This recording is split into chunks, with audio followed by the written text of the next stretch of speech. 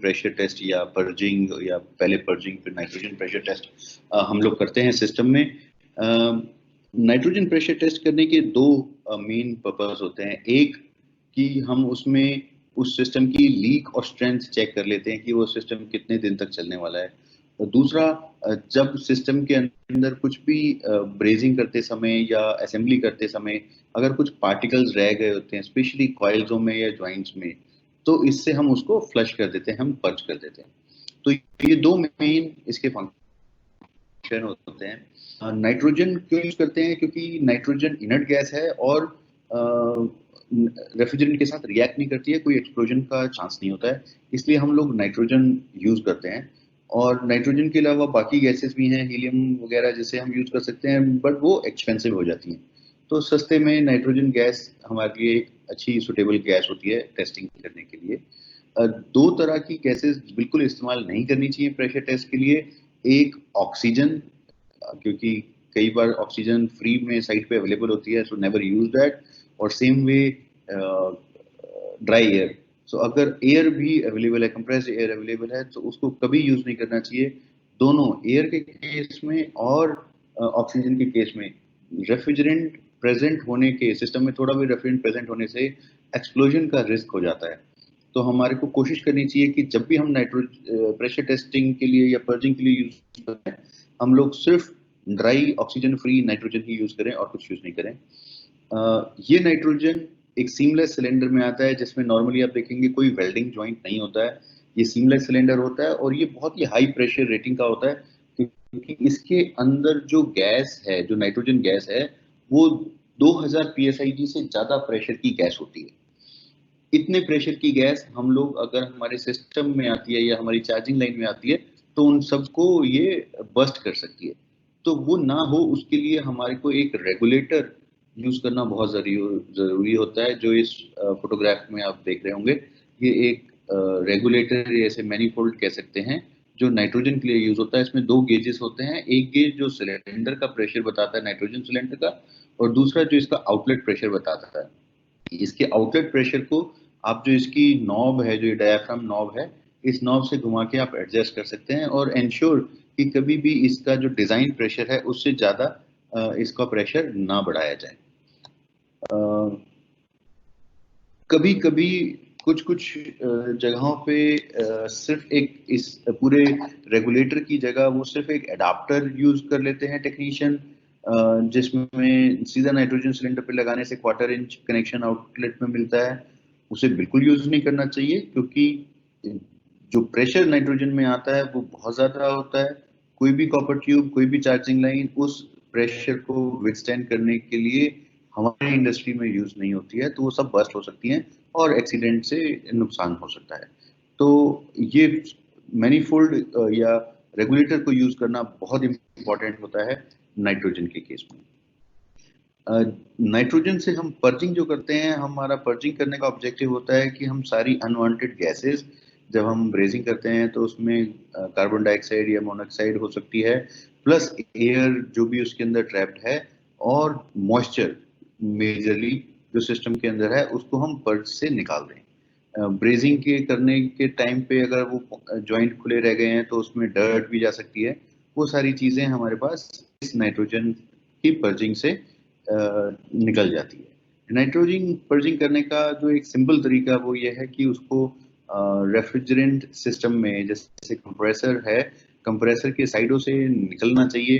तो जो far and है, अगर आपके पास लिक्विड साइड में, अगर आपके पास लिक्विड साइड में ऑप्शन है, तो आप लिक्विड साइड से नाइट्रोजन डालें और कंप्रेसर के इन एंड आउट दोनों पोर्ट को खोल के वहां से उस नाइट्रोजन को फ्लश कर दें। तो आपके दोनों इवेपोरेटर और कंडेंसर कॉइल इंडिपेंडेंटली पर्च हो जाएंगी। अगर आपके पास लिक्विड साइड में कोई ऑप्शन नहीं है, तो उस केस में आप कंप्रेसर के डिस्चार्ज साइड से, कंप्रेसर में नहीं, कंप्रेसर की लाइन, जो डिस्चार्ज लाइन जो कंडेंसर में जा रही है, वहां से आप गैस नाइट्रोजन को एंटर करके और सक्शन साइड से निकाल सकते हैं। बट ट्राई करें कि लिक्विड में अगर ऑप्शन है तो लिक्विड लाइन से करें, तो दोनों आपके इंडिपेंडेंटली क्लीन हो जाते हैं। नाइट्रोजन प्रेशर टेस्ट करते समय जैसा मैंने पहले भी बताया, मैं वापस से एम्फसाइज करूंगा कि oxygen free dry nitrogen use करना चाहिए। ऑक्सीजन फ्री इज इम्पॉर्टेंट क्योंकि ऑक्सीजन हमारे सिस्टम के लिए बहुत ही ज्यादा प्रॉब्लम कर सकता है, एक्सप्लोजन हो सकता है, क्योंकि अगर थोड़ा भी रेफ्रिजरेंट अंदर ट्रैप्ड होगा तो उससे एक्सप्लोजन होने के चांसेस हो सकते हैं। और ड्राई हमारे को इसलिए इम्पोर्टेंट है क्योंकि मॉइस्चर हमारे लिए कंटेमिनेशन है, हमें मॉइस्चर को निकालना है। अगर हम मॉइस्ट नाइट्रोजन डालेंगे तो हमारे लिए और चैलेंज होगा।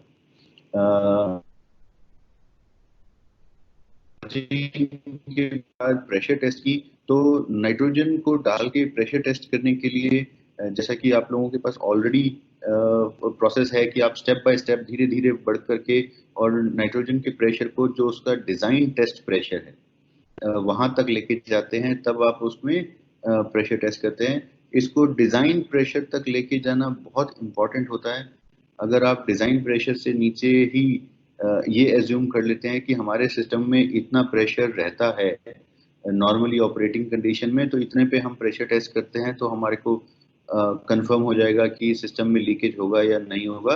तो ऐसा नहीं होता है। उसको डिजाइन प्रेशर तक ले जाने से इम्पोर्टेंट ये होता है कि अगर हाई प्रेशर कंडीशन में आप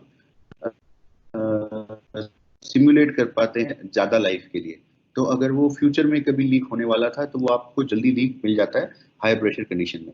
बट हाई प्रेशर कंडीशन कभी भी जो आपका डिजाइन प्रेशर है, टेस्ट प्रेशर, उससे ज्यादा नहीं ले जाना चाहिए। अगर वो आपके सिस्टम पे स्पेसिफाइड है 350 PSIG या 450 PSIG, तो उससे ज्यादा किसी भी हालत में नहीं लेके जाना चाहिए, नहीं तो सिस्टम में कंपोनेंट्स बर्स्ट होने के, या बर्स्ट नहीं भी होंगे तो भी वो वीक हो सकते हैं, जिसे बहुत बार बल्जिंग बोलते हैं। जो आप कभी कभी आप देख भी सकते हैं कि वो कोई एक जो वीक पोर्शन होगा वो थोड़ा सा फूल जाएगा। अगर वो फूल जाता है तो उसकी जो वॉल थिकनेस है वो और कमजोर हो जाती है, कम हो जाती है, जिसकी वजह से वो फ्यूचर में जाके कभी भी वो कोलैप्स हो सकता है। तो इसके लिए कभी भी हायर प्रेशर पे नहीं लेके जाएं। हो सकता है उस समय आपको लगेगा कि आपने प्रेशर टेस्ट कर लिया, लेकिन वो सिस्टम लीक टेस्ट होने की जगह उल्टा और कमजोर हो चुका होगा, एक वीक हो चुका होगा, क्योंकि उसके अंदर एक्सपेंशन हो चुकी होगी, बल्जिंग हो चुकी होगी कहीं ना कहीं कॉपर ट्यूब्स की। तो इसके लिए प्रेशर टेस्ट बहुत ध्यान से हमारे को डिजाइन प्रेशर पर ही करना चाहिए। जब हम प्रेशर टेस्ट कर रहे हैं तो प्रेशर टेस्ट करते समय हमारे को उसको प्रेशर होल्ड टेस्ट करना पड़ता है। प्रेशर होल्ड टेस्ट में क्या रहता है कि अगर सपोज आपका डिजाइन टेस्ट प्रेशर था 350 PSIG, और 350 PSIG डालने के बाद आप को 24 घंटे वेट करना था, तो वो जो रीजन होता है कि क्यों उसको 24 घंटे के लिए वेट करना है, वो डिपेंड करता था जब हमारा पहले जमाने में हमारे पास सिर्फ एनालॉग गेज हुआ करते थे, जो डायल टाइप गेज जिसको हम बोलते हैं। तो ये जो डायल गेज होते हैं, इन डायल गेजेस की अपनी एक लिमिट होती है।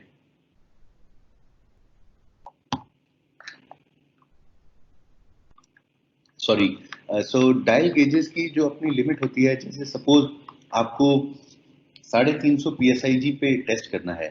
अगर 350 PSIG पे टेस्ट करना है और आपके पास जो गेज है वो 0 से 500 PSIG तक का होगा, तब आप उसमें 350 PSIG नॉर्मली रीड कर पाते हैं। अगर एक अच्छी क्वालिटी का आप गेज लेंगे, जिसे क्लास 2 गेज बोलते हैं, तो क्लास 2 गेज के अंदर जो उसकी एक्यूरेसी होगी गेज की, वो +-2% होगी। अगर वो +-2% होगी, इसका मतलब है कि 500 PSIG के गेज के अंदर 10 PSIG, तो उस गेज की ही एरर हो सकती है।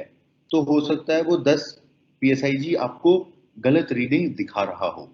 तो अगर 500 PSIG वाले गेज में आपने सिर्फ 350 PSIG डाला, और 350 PSIG में से 10 PSIG को तो आप कुछ जजमेंट कर ही नहीं सकते कि वो सही है या गलत है।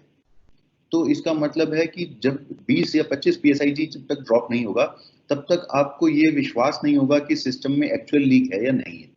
तो उसके लिए उस सिस्टम को 24 घंटे तक वेट करना पड़ता था, क्योंकि हमारे को 20-25 PSIG के करीब का हम लोग उसमें ड्रॉप देख रहे होते थे। आज की डेट में जो गेजेस अवेलेबल हैं वो डिजिटल गेजेस हैं, बहुत एक्यूरेट गेजेस हैं। वो 0.1 PSIG तक की एक्यूरेसी पे काम करते हैं। तो उन केसेस में, और बहुत सारे ये प्रोग्रामेबल गेजेस होते हैं, तो उनमें क्या होता है, आपको एक्चुअली वेट नहीं करना पड़ता। आप प्रोग्राम कर देते हैं, आप उसमें डाल देते हैं कि आपका जो ये सिस्टम है उसको 24 घंटे तक आपको टेस्ट करना है 350 PSIG पे, और 20 PSIG तक का या 1% 2% जो भी आप डालते हैं तक का जो ड्रॉप है आपको एक्सेप्टेबल है, उससे ज्यादा ड्रॉप अनएक्सेप्टेबल है। तो ये जो गेजेस हैं प्रोग्रामेबल गेजेस, वो आपको बड़ी ही जल्दी 5 से 10 मिनट के अंदर ही आपको रिजल्ट दे देंगे कि इस हिसाब से, जिस हिसाब से अभी इसमें प्रेशर ड्रॉप हो रहा है, क्या ये 24 घंटे का टेस्ट को विथस्टैंड कर पाएगा या नहीं कर पाएगा। अगर वो कहता है ओके, तब आपके पास ऑप्शन होती है कि या तो आप उसको नाइट्रोजन निकाल के आप सीधा वैक्यूमिंग प्रोसेस में चले जाएं, या फिर आप उसको और वेट करके 24 घंटे तक एक्चुअल में देख सकते हैं कि क्या वो रिजल्ट पास होता है या नहीं होता है। अगर प्रेशर ड्रॉप होने लगता है तो उसके लिए सिर्फ नाइट्रोजन, क्योंकि नाइट्रोजन एयर का बहुत बड़ा पोर्शन होता है, तो नाइट्रोजन को लीक टेस्ट करने के लिए हमारे पास सिर्फ सोप सॉल्यूशन ही एक माध्यम होता है। सोप सॉल्यूशन में हम लोग नॉर्मली कोई भी डिटर्जेंट या शैम्पू या कुछ भी इस्तेमाल करते हैं, क्योंकि उससे हमारे कुछ हाथ मिल जाते हैं, तो यस उससे भी कर सकते हैं, लेकिन उससे ज़्यादा एक्यूरेट होता है कि अगर आप इसको इस्तेमाल करते हैं, जैसे ये लीक लोकेटर है। अब लीक लोकेटर में क्या होता है कि जो माइनर लीक है, माइक्रो लीक्स के टाइप की माइनर लीक्स जो हैं, उस केस में बबल्स इसके जल्दी कोलैप्स नहीं होते हैं, तो वहां पे जो बबल्स का एक क्लाउड बन जाता है अगर एक माइनर लीक होती है। जो नॉर्मल बबल सोप सॉल्यूशन हम यूज करते हैं, उसमें वो बबल्स कोलैप्स होने लग जाते हैं, क्योंकि वो स्टेबल नहीं होते बबल्स, वो क्योंकि उसका जो मेन पर्पस था वो लीक फाइंडिंग करना नहीं था, उसका मेन पर्पस था वॉशिंग के लिए। तो इसके लिए वो डिफरेंट एप्लीकेशन हो जाती है। इस केस में आप माइनर लीक ढूंढ सकते हैं, बट अगर इससे भी ज्यादा बारीक लीक आपको ढूंढनी है, जैसे इलेक्ट्रॉनिक लीक डिटेक्टर होते हैं जिसमें 3 ग्राम पर ईयर तक की लीक हमें मिलती है। अगर इलेक्ट्रॉनिक लीक डिटेक्टर में 3 ग्राम की लीक मिल जाती है किसी भी एक जॉइंट से, तो वो ही लीक अगर आपको सोप सॉल्यूशन से ढूंढनी हो, तो जो झाग में जो बबल जो बनेगा गैस का, वो लगभग 21 मिनट में एक बबल बनने वाला है। तो इतनी देर तक सोप सॉल्यूशन पे तो काम करना बहुत मुश्किल होता है। तो इसके लिए जो मोटा मोटा 10 ग्राम 30 ग्राम तक की जो लीक्स हैं, वो हम अच्छे सोप सॉल्यूशन जैसे लीक लोकेटर है उससे ढूंढ सकते हैं। अदरवाइज हम लोग उससे भी नीचे जाना है तो हमारे पास सिर्फ नाइट्रोजन प्रेशर टेस्ट से ढूंढना मुश्किल हो जाता है। इसके लिए इंटरनेशनली एक और टेक्नोलॉजी आती है जिसे बोलते हैं nitrogen tracer gas testing. Tracer gas में क्या होता है, ये प्योर नाइट्रोजन नहीं होता, ये 95% नाइट्रोजन होता है और 5% इसके अंदर हाइड्रोजन होता है। ये 5% हाइड्रोजन इसलिए होता है क्योंकि हाइड्रोजन का मॉलिक्यूल बहुत ही स्मॉल होता है, बहुत छोटा होता है, और कोई भी लीक में से ये बड़ी इजीली पेनिट्रेट कर जाता है। तो लीक को ढूंढने के लिए हाइड्रोजन, बहुत ही हाइड्रोजन और हीलियम, क्योंकि अगर आप याद करेंगे जब आपने कभी पीरियोडिक टेबल पढ़ा था, तो हाइड्रोजन और हीलियम सबसे ऊपर आते थे, ये सबसे छोटे मॉलिक्यूल्स होते हैं, तो ये बड़ी जल्दी एस्केप करता है। बट हाइड्रोजन क्योंकि फ्लेमेबल है, तो हम प्योर हाइड्रोजन यूज नहीं कर सकते, क्योंकि ये एक्सप्लोजन गैस हो जाएगी। अगर हम 95% नाइट्रोजन के अंदर सिर्फ 5% हाइड्रोजन रखते हैं, तो हमारी जो गैस है वो नॉन फ्लेमेबल ही रहती है। तो जैसे हम नाइट्रोजन यूज कर रहे हैं, वैसे ही हम इस गैस को, क्योंकि नाइट्रोजन हाइड्रोजन का मिक्सचर है, इसको हम यूज कर सकते हैं। अब बात आती है कि अगर आप ऑर्डिनरी नाइट्रोजन खरीदते हैं वर्सेस आप ये 5% हाइड्रोजन वाला ट्रेसर गैस लेते हैं, तो क्या ये आसानी से मिलती है? ये एकदम ऑफ द शेल्फ नहीं मिलती, क्योंकि नाइट्रोजन जो है वो ऑफ द शेल्फ आपको मिलती है। ये आपको मिल जाएगी उन डीलर्स के पास जो एनालिटिकल गैसेस बेचते हैं। जो एनालिटिकल गैसेस में काम करते हैं, वो लोग क्या करते हैं, कैलिब्रेशन गैसेस के लिए इसमें नाइट्रोजन, हाइड्रोजन, आर्गन, इन सबके वो मिक्सचर जनरेट करते हैं। तो वो जो मिक्सचर जनरेट करने वाले जो वेंडर हैं, वो आपको नाइट्रोजन प्लस हाइड्रोजन का मिक्सचर आपको दे सकते हैं, जिसके बाद आप, क्योंकि अब ये हाइड्रोजन एक बहुत छोटा मॉलिक्यूल है और जहां से भी लीक होगा वो हाइड्रोजन नाइट्रोजन का मिक्सचर निकलेगा, और उसमें आप ये जैसे ये जो फोटोग्राफ में आप देख सकते हैं हाइड्रोजन लीक डिटेक्टर, ये येलो जैकेट का हाइड्रोजन लीक डिटेक्टर है। इसको अगर आप देखते हैं, sorry, can you see my screen? I missed, I can't see. Sir, we Sir, at, visible है, visible है. at nitrogen pressure test and purging on that screen, right. pressure gas. सो इसमें से जो हाइड्रोजन का कंपोनेंट है उसको ये detector detect करता है, जिसकी वजह से इसकी जो कैपेबिलिटी है वो 0.1 ग्राम पर ईयर तक की लीक डिटेक्ट करने की हो जाती है, क्योंकि हाइड्रोजन बहुत ही इजीली पेनिट्रेट करता है। अगर हम इस गैस को भी यूज कर रहे हैं as compare to pure nitrogen, तो हमारा जो डिजाइन टेस्ट प्रेशर है उसी प्रेशर तक हमें यूज करना चाहिए, उससे कम या ज्यादा पे हमें नहीं करना चाहिए। Test pressure depending upon nitrogen या नाइट्रोजन ट्रेसर गैस से फर्क नहीं पड़ता है, वो सेम ही रखना चाहिए। ये अभी बहुत ज्यादा कॉमन नहीं है, बट ये बहुत ही अच्छी प्रैक्टिस है और बहुत सारी देशों में इसकी रेगुलेशंस आती जा रही हैं। तो हमारे लिए अच्छा होगा कि हम अपने आप को इसके ऊपर काम करना शुरू कर दें। फाइन। सो इसके बाद मेरा जो पहला सेशन था नाइट्रोजन प्रेशर टेस्ट और पर्जिंग का, वो खत्म होता है। तो अगर कोई